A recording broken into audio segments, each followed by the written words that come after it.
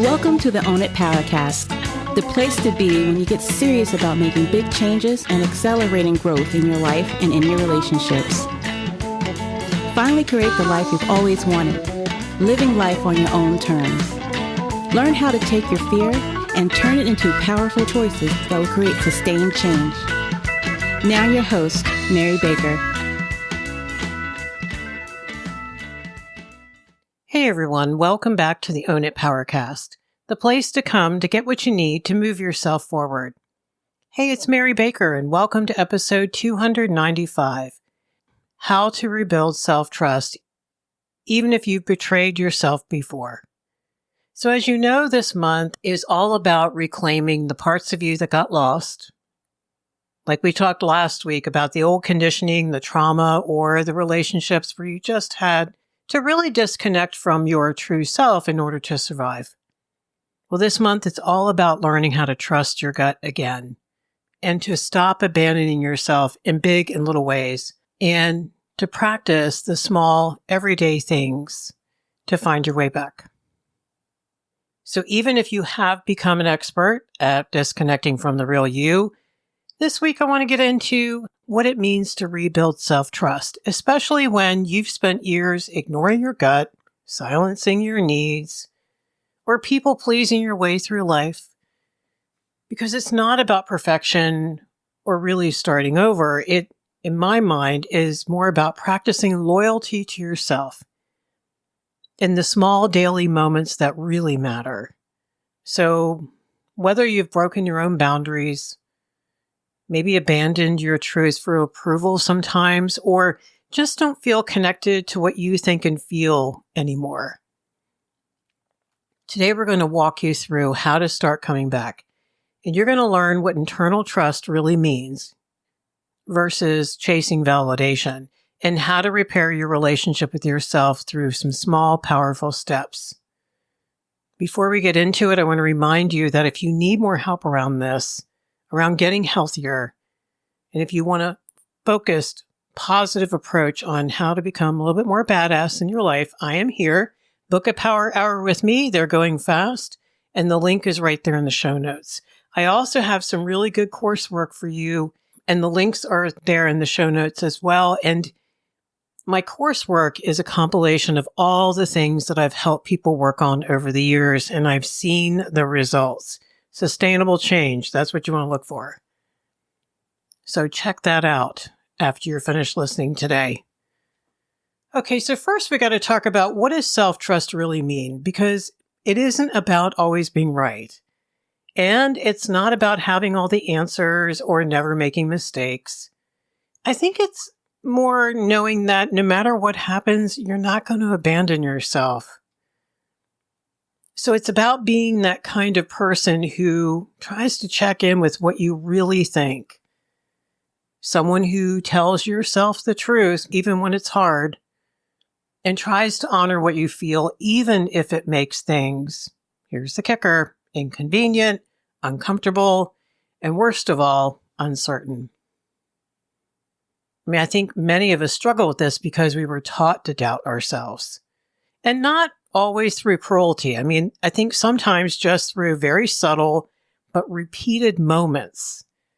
I talk about this all the time on the show because a lot of you grew up in loving homes, but you wonder why you struggle with certain things and you can't connect the dots because we tend to think that only families that are overtly abusive or neglectful can mess us up, and that is so not true. You can get very subtle messages enough times as a kid and they can do damage.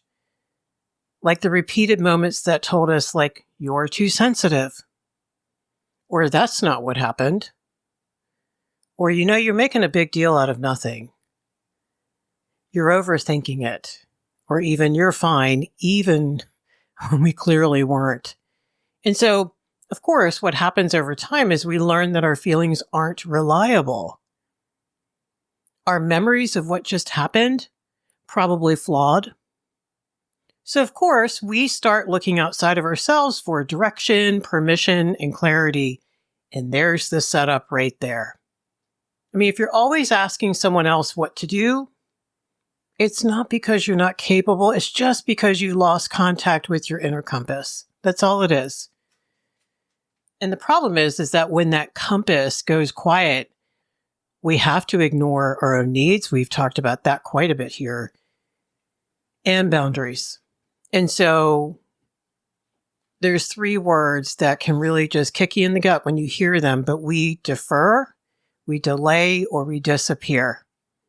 Just to feel safe, just to feel accepted, or maybe right or okay in someone else's eyes. But what I love and why I do this work is I believe self-trust is something we can definitely relearn. And it's not about perfection. It's about presence. It's about showing up for yourself. And that's what we've been tapping into this year in different ways on different episodes because, again, you need repeated moments in a good way of relearning and unlearning what you learned before in terms of disconnecting from yourself. And I also think that we need to hear things in different ways, from different angles, for us to absorb it or absorb it in a different way and on a new level and things like that. Just because you've heard something before doesn't mean you've internalized it yet or learned it. Okay, so let's talk about internal trust versus that external validation. And first, I want to be clear. I tell clients all the time, like, external validation isn't bad. Come on, we're wired for connection. Especially women, you get oxytocin when you're complaining to your good girlfriends. And I think it's normal and healthy to want and need encouragement and support and healthy feedback from people we care about. But when the external validation becomes your primary compass, and what I mean by that is the thing you rely on to make decisions, to feel okay, and to define your worth. I know that sounds heavy. What that's going to do is slowly erode your ability to trust yourself because you're always looking out there. You start literally outsourcing your truth. And over time, your inner voice gets quieter while, guess what? Everyone else's gets louder. So how do you know you do this? Well, here are some signs that you might be stuck in some external validation. And a lot of these things are very subtle, and you may not even be aware that you do it. And I just want you to notice, like if you haven't started this work yet, just as you go through your week coming up, like just try to pay attention. Don't judge yourself. Be nice. But just say, that's interesting. Okay. So one is that you don't really know what you really think until you check how others feel. You say, well, what do you think? Before you've even finished forming your own opinion. Another big one, which is very common, is you start to panic when someone doesn't immediately affirm you. So maybe like a delayed response, a lack of emojis in their text, or just like a neutral tone can send you into a spiral of overthinking. And you lovely people know who you are. You might second guess your decisions unless someone else confirms it's the right choice, or let's be honest, 3 other people at least, right? Because even when your gut already knows, you still wait for someone else to greenlight your move. And then, to make it worse, you feel guilty or anxious when someone disapproves. Even, here's the kicker, if their values don't even align with yours. That's why we talk about beliefs and values here on the show, because those should be your driver. The other thing you might find yourself doing is hesitating, like you hesitate to take action unless you're absolutely sure that others are going to either approve or agree, or get this, at least not be upset. Talk about managing outcomes, huh? And again, this isn't because you're weak or indecisive.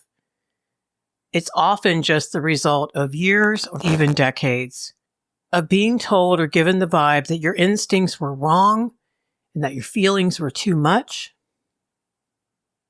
And you make a big deal out of everything. And so it makes sense that you would learn to double check everything against someone else's reaction. But of course, the cost of relying too heavily on others for certainty is you're going to have to lose touch with your own. Real peace doesn't come from everyone agreeing with you. I think it comes from knowing you're aligned with yourself, even when no one else claps for it. Self-betrayal, I think, isn't always loud, and often it's not dramatic. I think it's quiet and it's subtle and socially acceptable. It's why we don't see anything wrong with it at first. So what does that look like? So it looks like saying things like, oh, it's not a big deal. Don't worry about it. When deep down, maybe it really is. Or I'm just being dramatic, and you just start minimizing what 5 minutes ago was very upsetting to you because you need to dismiss feeling hurt or upset because the other person isn't validating it. Or you say, I'll deal with that later, but later never comes. So we betray ourselves when we talk ourselves out of our own reality. Now, a few moments ago, I talked about phrases that people can say or vibes that they can give you like, you're too much. That's not true. You're making a big deal out of it. So it's kind of gaslighty, right? And so then what do? We internalize that. We gaslight ourselves. We gaslight ourselves out of our own truth. Like you might say yes when your gut says no. Like we've never done that, right? Just to avoid discomfort or disappointing somebody. And again, this may not even be conscious. That's why the work starts with really paying some hardcore attention to what's going on in your communication with people and what's going on inside of you. Maybe you just stay silent in a situation when something really matters because you don't want the rejection. You don't want to be seen as too much.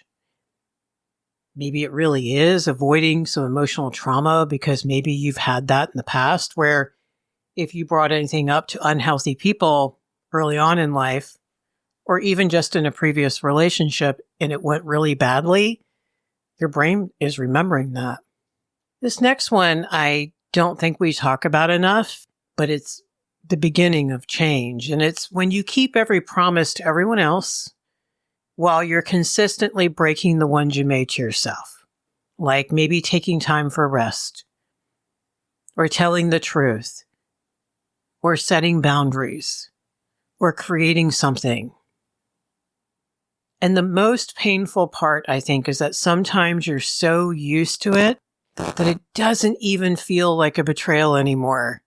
It just feels like life. But here's the truth. It doesn't make you bad. It just means you've been surviving and surviving for good reasons. Remember, you learn to betray yourself to stay connected, to stay safe, or stay out of trouble. And so you learn to adapt in ways that helped you get by in environments that just couldn't hold your full truth. People grow and change when they get some safe people around them who want their truth, who can handle their truth. So now you get to rebuild, and not because you owe the world a better version of you and all that, but I think because you deserve a better relationship with yourself. I think it is imperative that we build a better relationship with ourselves, and I think so much of mental health struggles for people is the lack of that. It's a process, though. I mean, I think that rebuilding self-trust is not, of course, going to happen all at once. I mean, I think, and here's the thing, yes, there are the big decisions you might make that put you on a different path, but a lot of this really happens in small, consistent, not perfect, but consistent choices that send a quiet but powerful message to you saying, I've got you now. We're going to do this. I'm finally going to listen to you by putting our truth out there. So how do you start doing that? Well, first, you have to grab support. It's one of the things I love about being a coach is that I can walk through this with people and be there to support and encourage and hold them lovingly accountable along the way. It's really hard to do this work by yourself. You need to feel safe and you need belonging. And so if you don't have 3 or 4 safe friends right now, or your own therapist, or your own coach, reach out because you're going to need some support. That's why my big course, Find Your Voice, has the group in it for a reason. So start with small, doable promises, all right? You have to get some small wins in here or you're not going to do this. And it builds confidence and builds momentum because self-trust is built on evidence. Not dramatic gestures, but more, I think, that steady proof that you will do what you say. Start with not overcommitting, like just don't put anything more on your plate this week kind of thing. So instead, keep it tiny and clear. Say, I'm going to check in with myself once a day. See how I'm doing. Or I'm going to just start to drink 1 glass of water before coffee. Or I'm going to take 3 deep breaths before I answer that text. So the goal is not to impress yourself. It's really just to stop disappointing yourself. Now, how does that hit? Let these small wins start stacking up. And just let your nervous system learn slowly but surely, anxiously at first, right? I follow through. I really try to follow through on the small things because that's going to build that muscle and the courage and the evidence of self-trust where you will tackle the big things, I promise you. You're going to have to. Because once you get all these little things lined up in your life is going to start looking and feeling different already. Like, I want you to stop for a moment and think about how good it feels to, organize your house, clean your car out, get that thing done, clean up the yard, how it feels really good for a moment, right? Because you did that and you followed through on something that was bothering you. That's what I'm talking about. That's the evidence. Another piece I want to get into, and I'm not going to get into it in depth. I've done plenty of episodes on this, but honor your boundaries, even when no one else sees it. Boy, that can be tricky. But we need to remember that boundaries aren't about other people.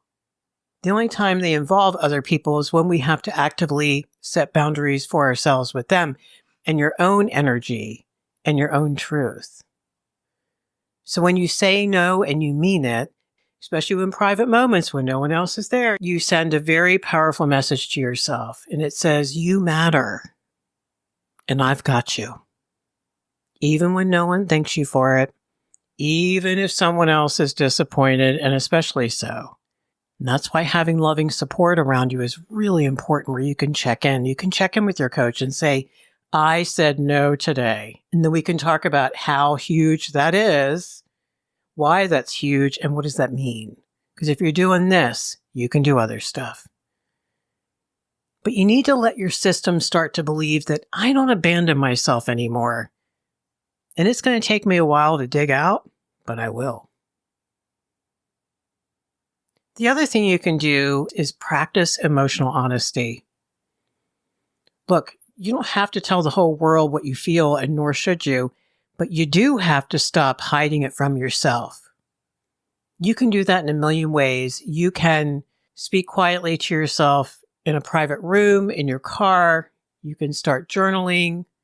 Leaving yourself voice notes is very powerful. Or just naming it in your mind, saying, you know what, I feel really resentful right now. Or I'm so scared. And in conversation with others, let yourself be a little bit more real. Instead of saying, sure, I can do that, you can say, I'm not sure. Can I get back to you?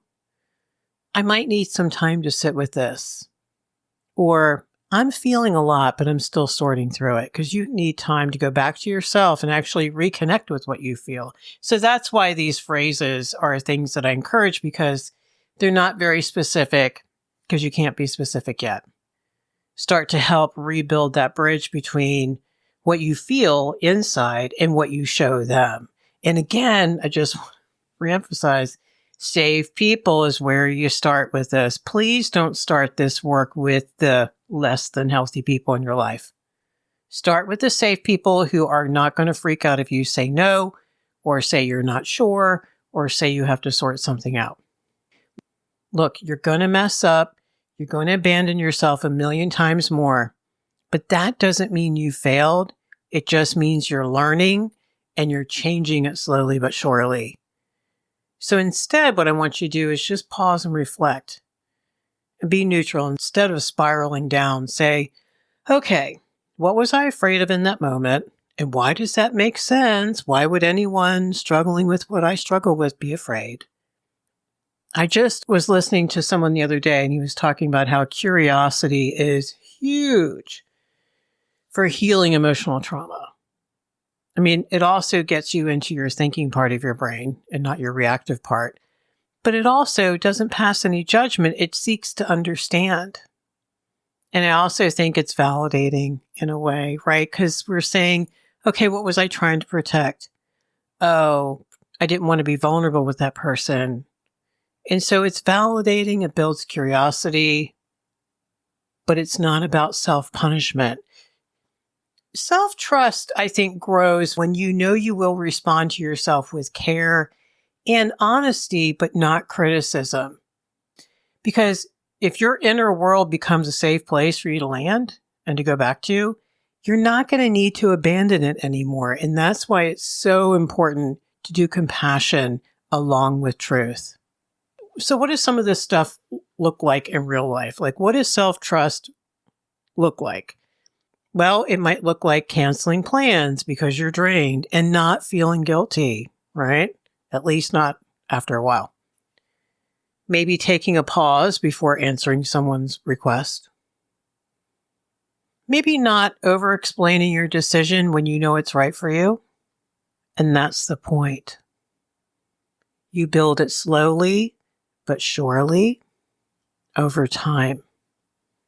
So even though you may have betrayed yourself in the past, every day I want you to know you have a chance to show up differently.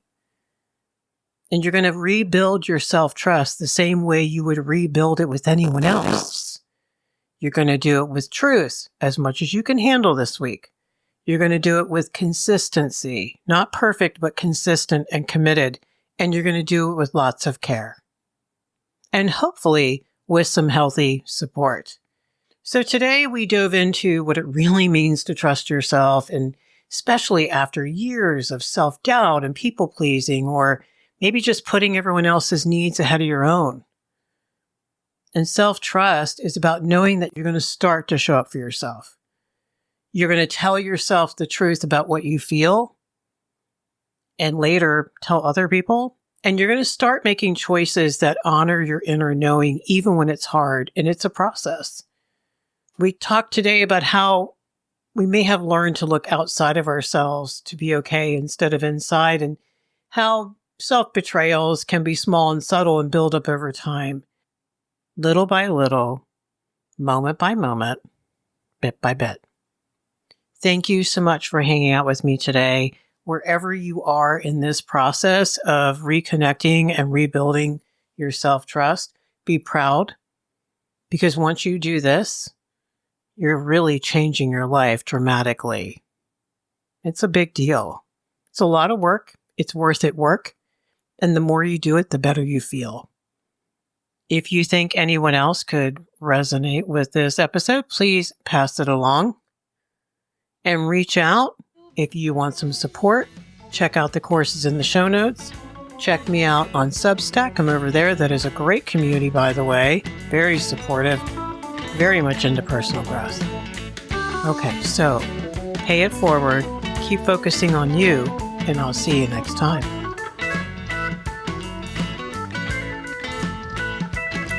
We hope you took away some useful insights and tools you can begin using right away. If you did, please leave a positive review and share on your social media. Because could you imagine if everyone in your life really got it together? Remember, own it now, so you can really own it later.